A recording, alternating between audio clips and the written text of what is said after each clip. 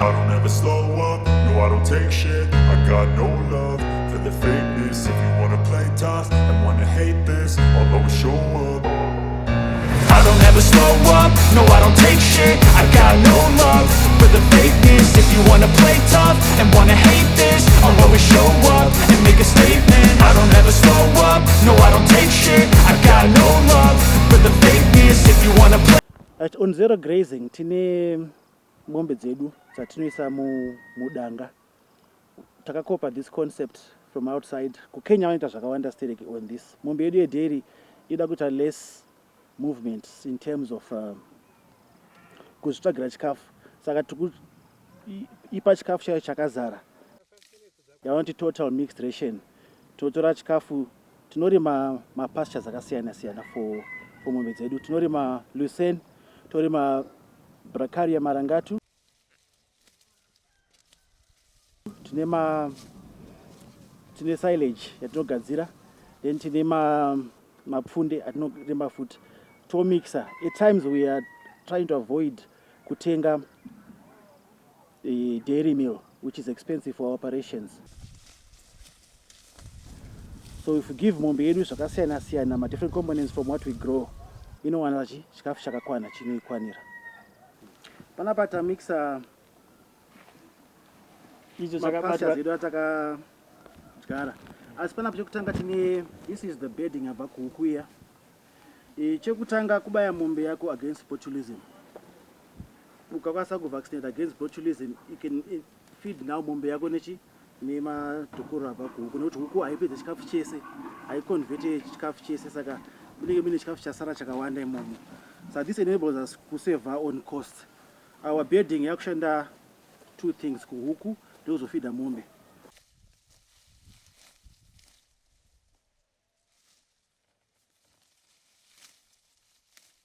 Totora tine humwe huswa hwakasiyana. Tine lucerne yakasangana nebracharia yedu ya. Tine mapfunde ataisa imomo. Tinoisa futi chibage takatema toisa kana nesilage.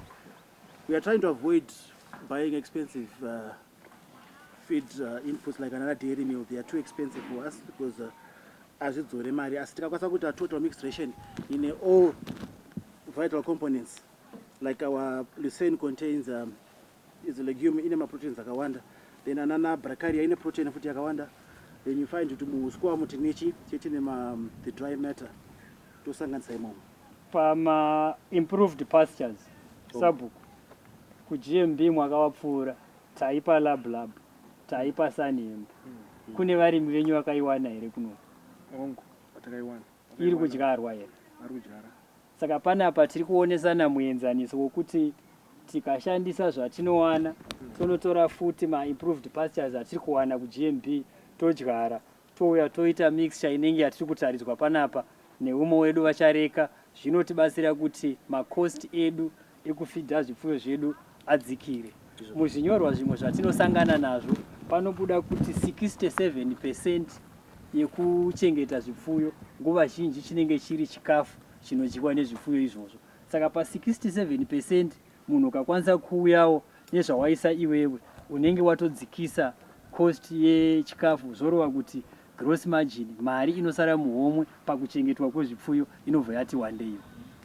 The story of integration, you can see that it integrate only with the crops and livestock, but even the livestock systems can also be integrated. Maona vari kubvisa matoto ari kubva kuhuku, vati pane chikafu chinosara imomo chakwanisa kunofeeda zvakare uko.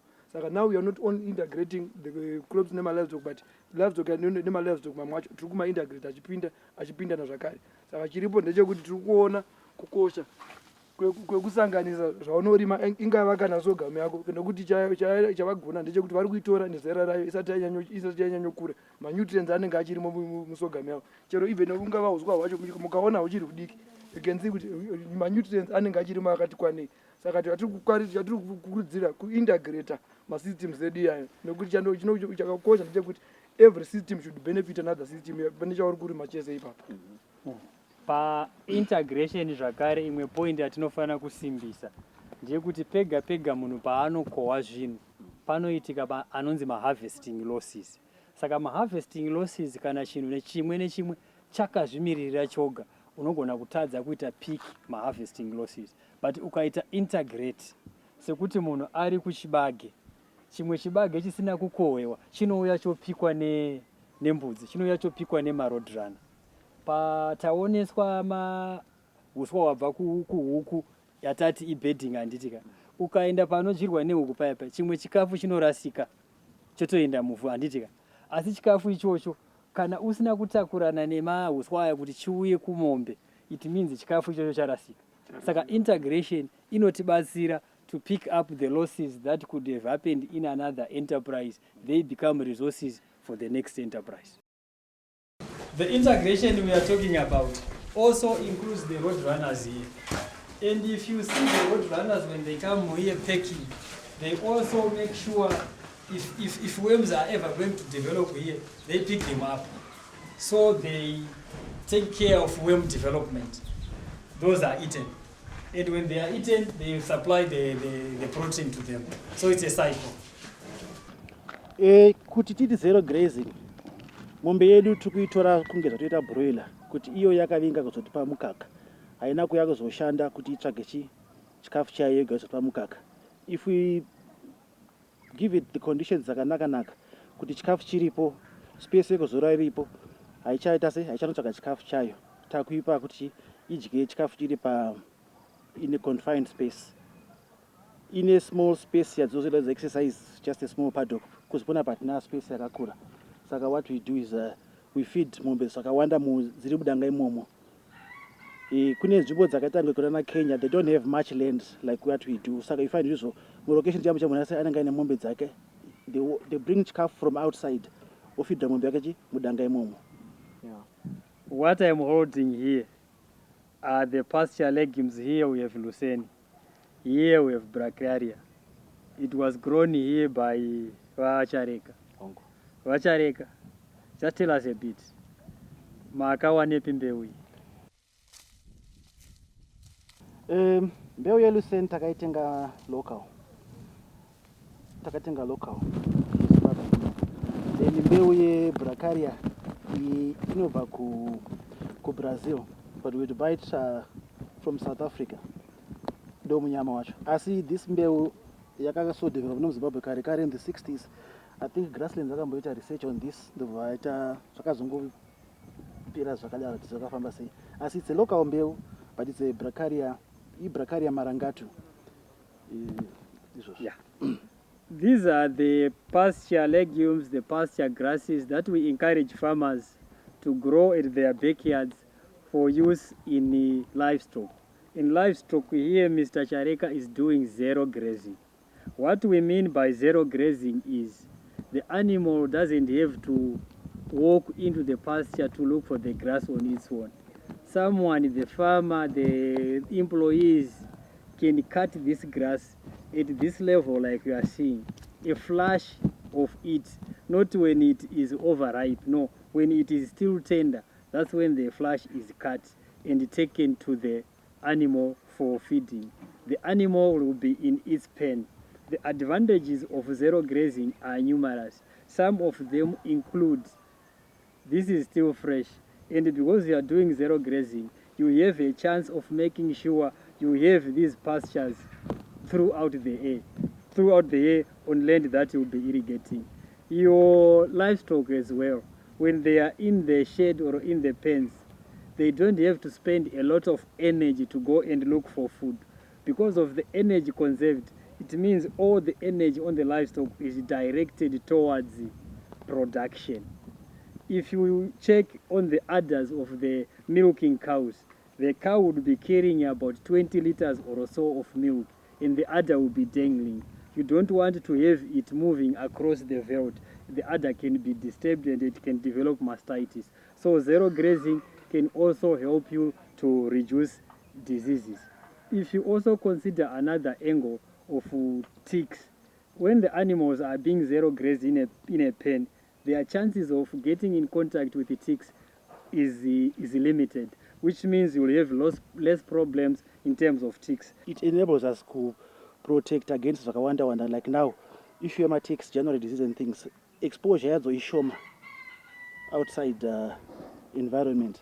So you can control and manage mombe very easier, iri pa small space, iri managed muchi in a zero grazing facility. And tine a small area, like you can see panapa, we also grow my pastures around so that they get exercise.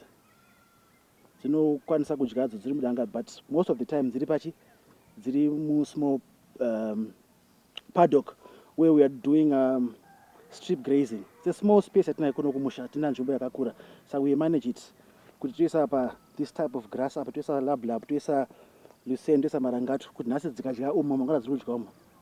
So it's a small space atinayo kuti dziwane chikafu ipapo. Okay, how big is your land? This land is very small in terms of land size. Arable in just about maybe 3 acres, just below a hectare. Our arable space is also balancing between our horticulture. We're balancing the space here, mombe zedu ze my pastures, my buildings that now for this is within that 1 hectare or less. The other issue that Mr. Chareka mentioned here about organic farming, if you are zero grazing your animal, are you aware that one animal that is penned, one cow that is penned, has a probability to give you 1 ton of manure per year? Sabu. Yeah. 1 ton of manure per mombe yoga yoga. So if the animals are zero grazed, it means you have your 1 ton in a small area. It's easy to collect and make use of that in either your manure system, or you want to take it to the compost or to the biodigester, it will be easy. But if they are grazed in open space, Sabu, is it easy to tewera manure kumunda? I would. But under zero grazing, it's very possible to collect everything, and we maintain our closed system. It's taken to another stage. We are losing nothing at zero grazing. Sabu, mungati ma benefits ini zvandareva izvi munotsigira here kuti munopokana nazvo? Ndotsigira zvakareba nekuti tinoona pazvirwere mombe kana dzichitenderera dzinotora zvirwere zvakawanda pakufamba kwadzinoita, asi kana dzakachengetedzwa zvirwere zvinoita zvishoma. One other issue that we want to highlight, say, vachareka panapa, if you check from the time yatapinda kugedhi kwavo, he is not using herbicides to control my grasses even ari muzasi memiti. Munoshandisa chii? Tinocheka huswa huri around our And space. and if you check closely, pavari kuti tinocheka, mukatarisa, this is the bedding.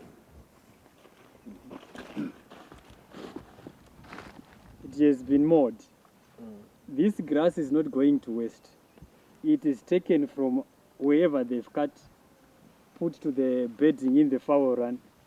And the same grass, after having done its purpose in the fowl run for bedding, it is also taken back in the feed formulation. It finds its way into the cattle as part of the zero grazing system we are talking about. So farmers, there you have it from one of your own, is a colleague, is one of your own. He doesn't use herbicides in his farmyard because he doesn't want to destroy the grass. He wants the grass to grow, cut it, and get the grass into the cycle of feeding the livestock. So there you are. Let's make sure resources around us are finding their way into our livestock system.